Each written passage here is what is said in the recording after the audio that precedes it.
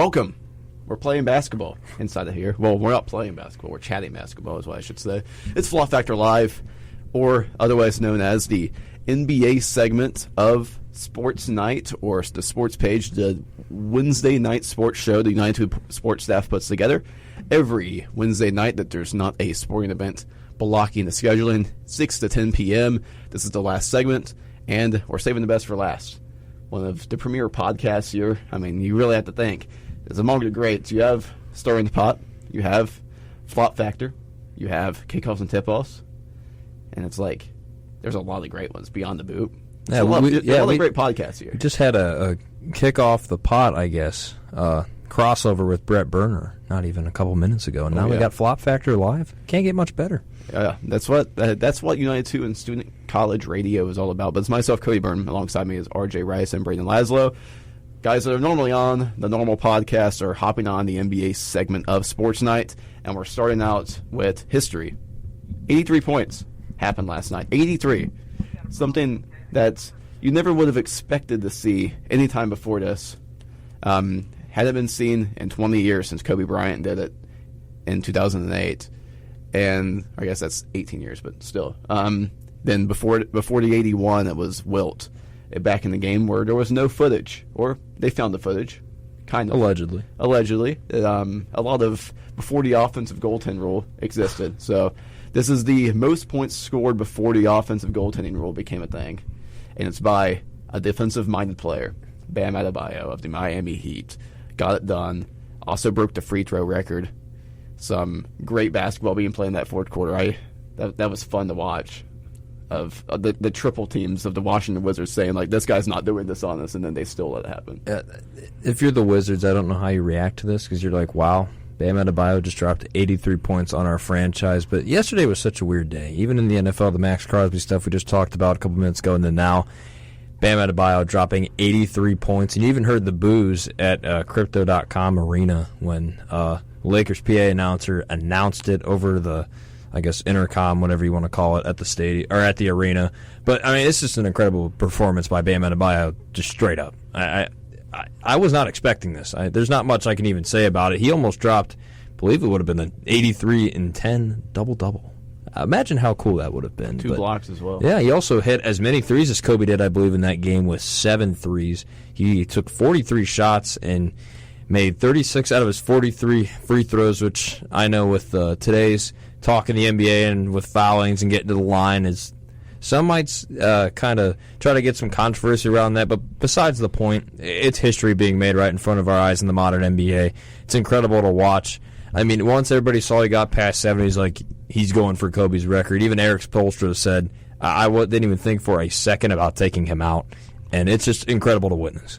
I mean, 43 free throws in one game for one player is just, I feel like it's so unethical. And Wizards coach even said in the presser, like, the last, 10 minutes wasn't real basketball. Because, I mean, I don't really have an opinion on this. I just think from a outside perspective, just shooting 43 free throws in one game for one player is just doesn't really.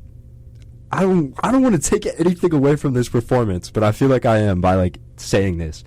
But I really don't think it's ethical. I mean, 20 made field goals on 43 attempts, 7 to 22 from 3. The fact that Bam Adebayo shot 22 threes in a game is actually absurd as well.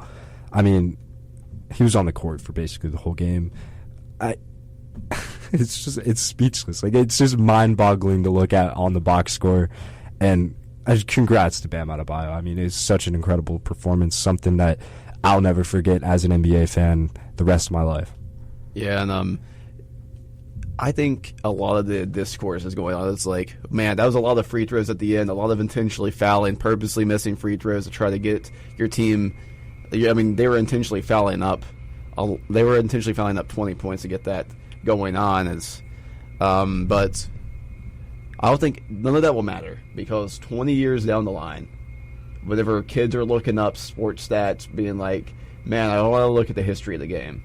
Like how we were whenever we saw Kobe's in the number, how we were whenever we saw Elgin Baylor, how we were whenever we saw Wilt Chamberlain in there. You'll see Wilt, Bam, Kobe. That's all that will matter. A center from the Miami Heat on a March Tuesday night in Miami, just scored 83 points in the game. And by the numbers, I found this article from ESPN that is very unique and very interesting because I like looking at the historic backing of these historic games. But prior to Tuesday's night's game, Adebayo's career high was 41 points. The total combined between his two highest scoring games in his career, 41 and 38, was less than the 83 he scored against the Wizards. So 41 plus 38 is less than 83. Insane. And there have been 11 games this season in which a team failed to score 83 points. Most recently was last week when the Milwaukee Bucks and Giannis Antetokounmpo lost to the Boston Celtics 108-81. And Bam's the 11th player in NBA history to score at least 70 points in the game, and the other 10 are Wilt Chamberlain 6 different times, Kobe Bryant, Luka Doncic, David Thompson, Damian Lillard, Donovan Mitchell, David Robinson, Elgin Baylor, Joel Embiid, and Devin Booker. He's the first player with a 60-point game this season. Nikola Jokic had been the last player in the NBA with a 60-point game with 61 in a double overtime loss to the Minnesota Timberwolves in April, and he's the 12th different player to score 50 points in the game this season. The record for most in a season is 14, so they're only 2 away from that, done in 21-22 and 22-23. So yeah, a lot of backing between that. Obviously broke the Heat scoring record, which was originally held by LeBron James, and that was 61 points, so he broke that in the third quarter. But was that in the playoffs? Or was that a regular season? That was Short the Bobcats. I know it was the Bobcats. Yeah, I I think it's the didn't know if it was Bobcats. playoffs Or the regular Bobbies. season. But, Oh, man. Yeah, historic, incredible, and you have to expect it would have raised his points per game a lot. Went from 17.9 to 20 with one game. Wow. That's absurd. I was looking at fantasy basketball for how much he dropped. I think it was 117 Yeah, it was. by a Which, single player. funny enough, 117 is not even It's close not that to bad. Yeah. It's not even you'd expect it to be a lot more. You expect it to be a lot more than that, but especially thinking his teammate a couple days ago one of his teammates had 110 points. Who was it? It was Was it Tyler Hero? no, it was somebody not. else? Why am I blanking? Well, he was out last night. I don't know why I'm blanking on his name since he's on my fantasy team. No, I don't remember. It is the fantasy playoffs. Oh, it's Kelly Ware. I don't know. I was blanking on Kelly Don't Ware. they factor in assists and rebounds as well? Yeah, They're right? big factors. Yeah. Kelly Ware had a game where he had 6 steals and 7 blocks a couple days ago. Oh, yep, that'll and he do had it. 125 fantasy points. Having more than the guy who dropped 83 in a game. I mean, Which also the league we're in has crazy That is true. things. We got, it's 5 in our league. It's 5 points for steals, 5 points for blocks. Aren't we all in the playoffs? Yeah, we are. We All are. four We're of the playing Flop each other. Factor guys. Oh, Us that's three right. and DJ are the guys in the Yeah. playoffs in our fantasy basketball Clinched league. up the 1 done seed. at U92. But so Bam Adebayo, 3-time All-Star, 5-time All-Defensive Team member, and now he holds the record for most points outside of Wilt Chamberlain scoring the game. Second most points of all time, 83. Gotta say, very high Hall of Fame odds for this guy. Now, kind of hard to be that high up and not be in the Hall of Fame. First all time with full film Yeah. accessible, Yeah. some might say. Yeah. But moving on, there's a couple other topics that's always fun to get to. Currently, I just want to look at the games going on today. The Jazz are beating the Knicks by 16 points. The Jazz are up 16 points. And the Pelicans. The Pelicans Against are the up Raptors. 84-70. The Raptors, quarter 3, are trying to get past that 83-point mark currently. That's the point that's going to be the rest of the season. People's going to look at 83 and they're like, "Did you cross Bam?" That's a team you surpass finally Bam? crossed them off. The Bam Adebayo scored more points than you in that one game against the Washington Wizards. But currently, we're going to talk about this Cavaliers Magic game real quick. Well, this is the best game on the menu right now for the NBA. 98-91 Magic are currently on top with 10 minutes remaining in the fourth quarter. San Money Merrill has 11 points. Dean Wade is scoreless in 20 minutes. Evan Mobley has 15 points. Donovan Mitchell 19. Harden has 24 points, 6 assists and 4 rebounds. 3 turnovers on top of that. And Thomas Bryant's having a solid day. 4 for 7 shooting, 1 for 3 from 3-point range. 10 points on the night for him. But On the Magic side of things, Tristan Da Silva's playing solid. Paulo Banchero has 23. Desmond Bane has 26. Really great performance for the three main guys currently over there in Orlando. Tristan Da Silva's been incredible since coming back, since Franz Wagner's been down with injury. But basically, the Orlando. I want to talk first about the Orlando Magic. Well, this is a team that's in that middle range out there in the East. They're trying to work their way into playoff contention once again. There's a lot going on there. They're 7th in the East right now, but they've won 4 straight games, and they have a guy that I'm a big fan of in Tristan Da Silva. But for the Magic to get out of this play-in contention, which is very important when it comes to this East playoffs, they're currently half game back of the Miami Heat in the 6-7 spots. And they're actually, there's a two-way tie, 5-6, between the Raptors and Heat. So this would be a huge win against a team in the Cavs who's in that top half of the Eastern Conference in the top 4 that's have a little bit more backing to them than that 5 through really 9-10 range. Yeah, I think if you're the Orlando Magic and you look around you who's in the play-in, Philadelphia right now is really hurt. Maxi's going to be out a few weeks. I know Embiid's most likely he deals with his injuries. You also have Paul George suspended. I mean, there's just a lot of stuff going on in Philadelphia, injury-related. You have Atlanta, Oubre's which still out too. Oh, that's right. Yeah, Oubre is still out. And then you also have the Atlanta Hawks, who originally was the flop factor first team, as I like to mention, not doing so hot. Just 7-game win streak, man. Yeah, but they're back. They're coming back. But what it was looking like at first, I was a little bit scared. I can't lie. And then you also had the Charlotte Hornets, which, speaking of teams that were on fire, the Charlotte Hornets were at a time on a really, I guess, franchise-altering win streak. But going above them in the standings, though, Miami and Toronto are two teams that I think this Orlando Magic team, with also, if you get Tristan Da Silva to give you production like this, he has 14 tonight, you can jump those two teams. And I think if you are the Orlando Magic, and getting what you can out of Paulo Banchero will be very key in this stretch for Orlando. And especially if you can beat a team like Cleveland tonight, that's a really big one. I mean, shout out Desmond Bane. I mean, he's 10 of 13, 7 of 8 from the line with 28 points here tonight. But, I mean, I know divisions don't really matter here in the NBA, but the Southeast Division, the top 3 teams have been absolutely on fire. Miami 6-game winning streak. Orlando's starting to get hot with a 4-game winning streak. And as you both mentioned, the 7-game win streak from Atlanta. Orlando, they need to get hot down the stretch because they're in a spot right now where a team in their division in the Miami Heat currently have a half-game lead, and so do the Toronto Raptors. I mean, if they win and the Cavs keep winning, we could see this as a potential first-round matchup once again. Again, yeah. I mean, it's always a fun time. I personally, as a Cavaliers fan, think the Magic are just a tough team to go against. Like, they'll always give you their best shot. They'll always give you a tough game. I mean, this team would scare me in a 7-game playoff series, like, no doubt. I don't blame you. I was there for that Game 5 where Mobley had that block. I tell you, in Rocket Arena, it got loud. Like, the environment, just how Orlando was playing, such back-and-forth basketball that series was. If we can get that again, I would not complain. It'd be so much fun. Yeah, and looking at the Eastern Conference standings, currently the Miami Heat are on fire.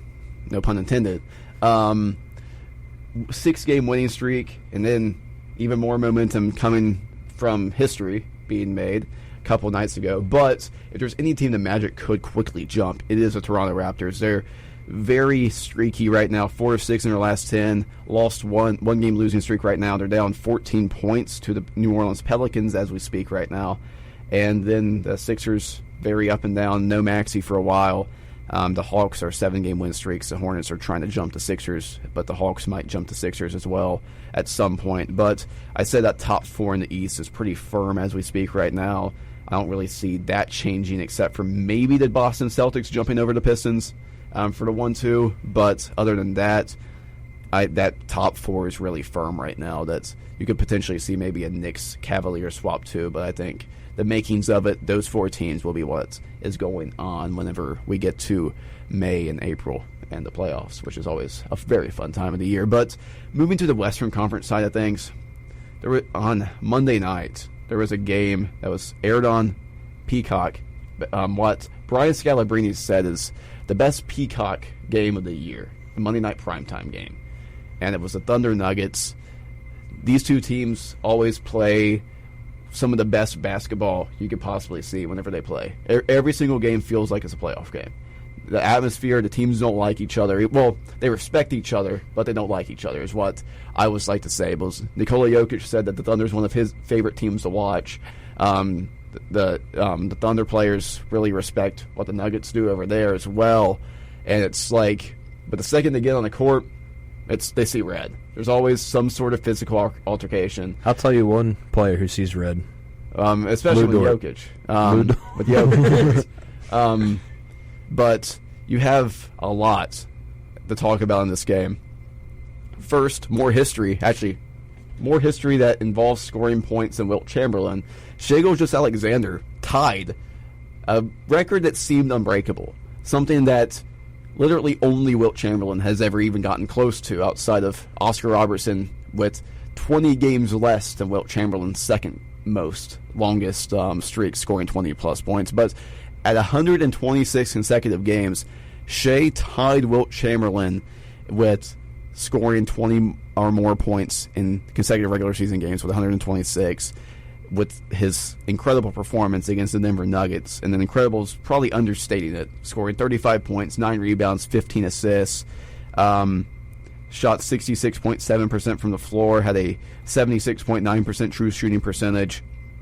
And then in a game that he was missing, that the Thunder were missing, Chet Holmgren, Isaiah Hartenstein, Jalen Williams, they were still able to win against one of the West's top teams.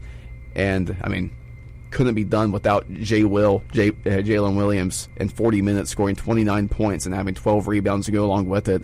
A.J. Mitchell had 24, 2, and 3 in his first game back from injury, which A.J. Mitchell reminds me so much of Jalen Brunson. It's actually, like, insane. But on the Denver side of things, Jokic had an incredible game as usual. 32, 14, and 13, 23, and 10 for Aaron Gordon in his second game back. Tim Hardaway was not missing from downtown.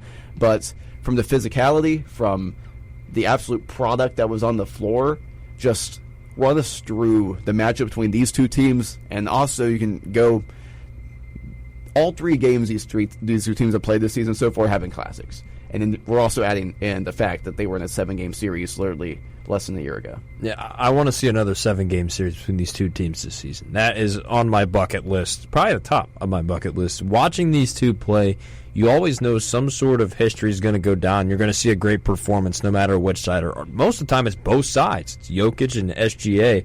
And SGA with that Wilt record being tied with that, it's unspeakable. It's incredible to just efficiency and consistency, which in the NBA for 20-plus points for that long is unheard of for a reason. And the ability that he has to spread the floor, and obviously his shooting ability, it's just incredible to watch from the Oklahoma City side. Switching to Denver, though, I think having Aaron Gordon back in that starting lineup, I think will be very key for the Denver Nuggets in their upcoming stretch. I know you said Gordon dropped 23, and even Hardaway, though, Tim Hardaway Jr., man, I tell you what, he's always so much fun to watch. At least usually whenever I see the TV and I see him shooting a 3, most of the time it's going in. It's almost like Joe Ingles. It's also another weird example I have of that. But, I mean, really, this was just a classic game. I mean, you're having 129, 126. It's back-and-forth basketball, especially that fourth quarter was a lot of fun to watch as well. Oklahoma City ended up winning the game, but I tell you what, these two are going to be at each other's throats for probably the 1 seed in the Western Conference, and you could probably see this being a Western Conference Finals preview. I'm just happy we get to see these teams face off one more time in the regular season. The thing that stands out to me the most about this game, Shai Gilgeous, or SGA, 15 assists, no turnovers. That is absurd. Hey, want to hear something crazier? According to Data Baller, like the advanced stats website, he had 30 potential assists. What? That's absurd. You could have had a 30-30 game. Jesus. I mean, just the high level of competition between these two teams every time they face each other, it's good for the league. It's going to grow the sport, obviously. The two faces of these franchises are international players, so you're already building that international brand, that international fan base. But also, you got young young American players watching these types of players, you're going to see. I honestly think that SGA and Jokic, you're going to see a lot of like young players try to come up and try to mimic games after them.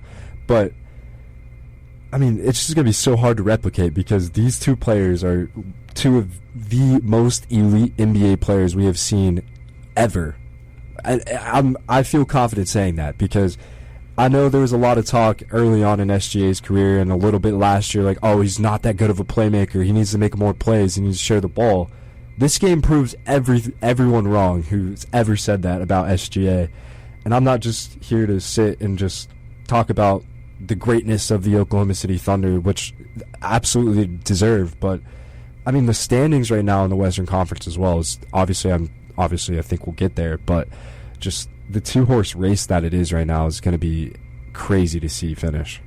Yeah, definitely. And moving forward on this team just a little bit, and going off of your point, Brayden, about mimicking these players' games. Now, obviously, Nikola Jokic is a type of player that's like so impossible to mimic. Yeah. We've never seen a center as skilled as a passer and playmaker and facilitator as he has been, like throughout his entire career, really. And you can see it happening. I mean, we saw guys who were compared to a Jokic genre player may not have worked out too well, like Aleksej Pokusevski, Dragan Bender, for two examples. But it could potentially happen. It's like you may see we're seeing more and more 7-footers with guard skills. I mean, Victor Wembanyama is one of them. And like you're just going to see a rising growth in that style of player, and it's just going to get they're just going to get more and more skilled as they're like, okay, Jokic did this, Wemby did this, Kevin Durant's this. Let's merge all these skill sets together. That's pretty much what this has been. Like the growth of the game. Shai Gilgeous-Alexander, growing up, watched Allen Iverson, mimicked his handles. Watched Kobe Bryant, mimicked his game inside. Michael Jordan was what Kobe Bryant watched growing up, and it's just all of these together are creating these players, and we're already seeing, like, for a Shai example, because I know this, Jalen Williams, his teammate, whenever he was drafted, before he was drafted, said if there's any player he would compare his game to that he would be trying to copy the game of, he said it was Shai. And that was before Shai broke out as an MVP that he is today. That was whenever he was still seen as an up-and-coming star, and before he even made his first All-Star appearance. And we're seeing that even with players today, and we're seeing it with Tatum as well, with a lot of wings trying to be Tatum's. And it's just so crazy to see that it's just going to keep on continuing, and these players are just going to keep getting better and better and better and more skilled at different positions. And it's gotten to a point that you have centers doing things we've never seen before. At the same time, you have guards scoring at the rim at rates that's never been seen before, like Shai. I mean, another stat here that's like kind of goes against all the naysayers on SGA. 4 free throws, still scored 35 points. Yeah. Like, let's be real. It was a jump shot game for him. That's one thing about being a 3-level scorer, is that it can be a driving game for him. It's not like how it used to be with Shai, like 3 years ago, where it was like driving at the rim consistently. The jump shot was still working on. Now it's like he's nearly a 40% 3-point shooter. I'll tell you what, though, when you have those jump shot games, it'll silence those doubters a lot. I mean, even in this Western Conference at all, I know we were talking about SGA and the Thunder for a bit, but I saw the stat of the Western Conference. I believe it's 2 games or 2.5 games separate the 7 seed from the 2 seed. You're talking about, that is razor-thin margin for the Western Conference. I know the West, for I think a good amount of our, I could say, childhoods and even on to like now, the Western Conference was always the premier conference to beat. And I think with this talent emerging still, when you have Denver to play in the way they are with Jokic, you have the Thunder, the Spurs now, even the Rockets staying pretty steady at that 3 seed. The Lakers are starting to heat up. You have these teams in the Western Conference that has this talent that they will probably be the premier conference for a very long time in the NBA. Yeah, and like what I want to add, like one more thing about the Thunder. Jared McCain led the team in plus-minus in that game, but plus 19 was in the closing lineup, so shout out him. Switching it after a dark start to the season in Philly, already switching his career around in OKC. But the West is so tight that last week the Lakers were on the verge of the play-in. About what they were in the play-in, actually. The Suns were above Weren't they them. the 7? Yeah, they were the 7, and they're now the 4, and a half game out of the 10. I mean, out of the 3. And so at the top of the league, we're going to talk about the Spurs for the final 3 minutes. But first, I just want to hit on the Spurs and Thunder. The Spurs are 2.5 games back to the Thunder at the top, and then the Rockets are 6.5 games back to the Spurs from between 2 and 3. So that's going to be secure. Whoever's 1-2, that's going to be those two teams, unless disaster happens and one of these teams racks off 10 straight losses. But the Rockets, Lakers, Timberwolves, Nuggets, and Suns are separated by a span of 2.5 games. That's ridiculous. Like, it's almost unseen. The Nuggets were the 3 seed, lost 2 games, and now they're the 6. You can't make it up. You can't breed. This is the conference that, I mean, the East is like that too this year. But it's just like you lose a couple of games in the NBA this year, you just slip out and just lose. Yeah, but the Spurs have won 5 straight as well. The thing with the East, though, that's really weird as well. You have kind of Detroit and Boston are kind of battling for that 1 and 2. You have New York and Cleveland who have been razor thin with each other basically all year at that 3 and 4. And then you have 5, 6, 7, 8, and even you could say 9 with all that battle within there. It's weird. It's like battle of tiers in the East, and then the West, it's just 1, 2, everybody else. I feel like the Spurs, like, they're doing everything they possibly can to just try and take a hold of that 1 seed from OKC, but every time the Spurs win, the Thunder win. So it balances out. Yeah, perfectly balanced, as all things should be, is exactly what I would use to describe the NBA this year. A lot of parity, and obviously you got the favorites, but other than that, we have no idea what's going to happen in April, May, and June whenever the playoffs get underway. But that's going to do it with this edition of Flop Factor Live. Thanks for sticking with us for the 30 minutes, and thanks for sticking with U92 all throughout the sports page throughout the whole 4 hours of coverage. But on WWF in Morgantown, U92 The Moose, this was Sports Night. You're going to be hearing some musical programming the rest of the night, and don't go anywhere because, I mean, some nice tunes are about to play right here on U92.